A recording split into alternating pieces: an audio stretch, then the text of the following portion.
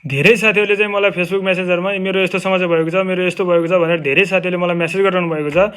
त्यही समस्याहरू कसरी नगर्न सकिन्छ अथवा गरिसकेपछि त्यस्तो समस्या आइसकेपछि त्यसलाई समाधान कसरी गर्न सकिन्छ भनेर मैले प्रत्येक दिन तपाईँहरूलाई फेसबुकमा भिडियो बनाएर हालिरहेको हुन्छु। तपाईँ त्यो भिडियो चाहिँ पुरा हेर्नुहुन्न। त्यो भिडियो नहेरिसकेपछि तपाईँलाई थाहा हुन्न र तपाईँले मलाई डाइरेक्ट मेसेज गर्नुहुन्छ।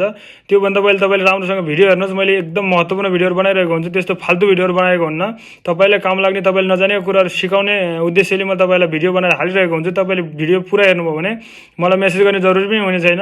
यदि तपाईँले भिडियो हेरेर पनि गर्न सक्नु भएन भने तपाईँले मलाई मेसेज गर्न सक्नुहुनेछ। मैले तपाईँहरूकै लागि, तपाईँलाई सिकाउनको लागि एकदम राम्रो एकदम महत्त्वपूर्ण भिडियोहरू बनाएर हालिरहेको हुन्छु। तपाईँले चाहिँ मलाई फलो गरेर मसँग जोडिनु होला, लाइक गरेर कमेन्ट गरेर तपाईँले सपोर्ट गर्नु होला र मैले तपाईँहरूलाई पनि सपोर्ट गरिरहेको छु।